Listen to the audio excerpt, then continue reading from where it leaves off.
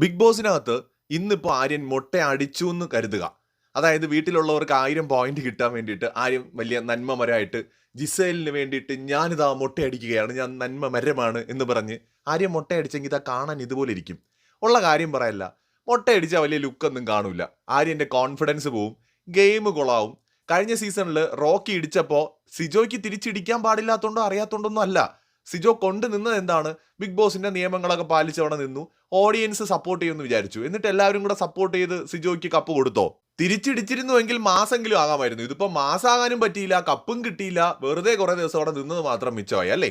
പൈസ വല്ലതും കിട്ടിയൊന്നും എനിക്ക് അറിഞ്ഞൂടാ. പക്ഷെ ഞാൻ പറയാം, സോ ഇവിടെ ആര്യം വലിയ മാസാവാൻ വേണ്ടിയിട്ട് അപ്പാനിയൊക്കെ പറഞ്ഞു കേട്ട് പോയി മുടി മൊട്ടയടിക്കുകയാണെങ്കിൽ എൻ്റെ പൊന്നാര്യ ആര്യന് തന്നെ പോവായിരുന്നു. അതാണ് സത്യം. ഇതിനകത്ത് ആര്യന് പറ്റിയൊരു മിസ്റ്റേക്ക് ആര്യൻ ആദ്യമേ പറയണമായിരുന്നു. എനിക്കതിൻ്റെ ആവശ്യമില്ല, എൻ്റെ കയ്യിൽ ബാഡ്ജുണ്ട്, നിങ്ങൾ വേറെ ആൾക്കാരെ തിരഞ്ഞെടുത്തോ, എൻ്റെ പേര് പറയണ്ട, ഞാൻ വില്ലിങ് അല്ല എന്ന് ആര്യന് പറയാമായിരുന്നു. ആര്യന് പറ്റിയ മിസ്റ്റേക്ക്, ഞാൻ വലിയ ധൈര്യശാലിയാണ്, അല്ലെങ്കിൽ ഇനി ഈ ടാസ്ക് ആരെങ്കിലും കുളമാക്കിയാൽ ഞാൻ അവരെ അത് ചെയ്യും ഇത് ചെയ്യും എന്നൊക്കെ പറഞ്ഞ് വലിയ മാസ് ഡയലോഗ് അടിച്ചിട്ട് കയറി പോയിട്ട് ചെയ്യാത്തതാണ് ഇവിടെ പ്രശ്നമായത്. പക്ഷെ എന്നാൽ പോലും വലിയ ഡയലോഗൊക്കെ അടിച്ചെങ്കിൽ പോലും ഇത് ചെയ്യാതെ അതിൽ നിന്ന് ഊരിപ്പോകുന്നത് ആര്യന് നന്നായി. 100 ദിവസം ഉണ്ടല്ലോ, മുടി വളരുമല്ലോ എന്നൊക്കെ പറയാൻ കൊള്ളാം.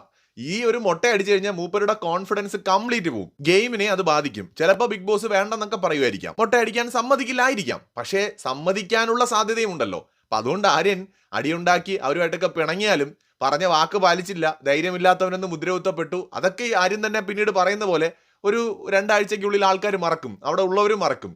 ഇവിടെ വലിയ ആശാനായിട്ട് കയറി വലിയ ആളായിട്ട് മൊട്ട അടിക്കാൻ പോയാൽ അത് ഇതുപോലെ ഇരിക്കും. എന്തൊരു ബോറാണല്ലേ.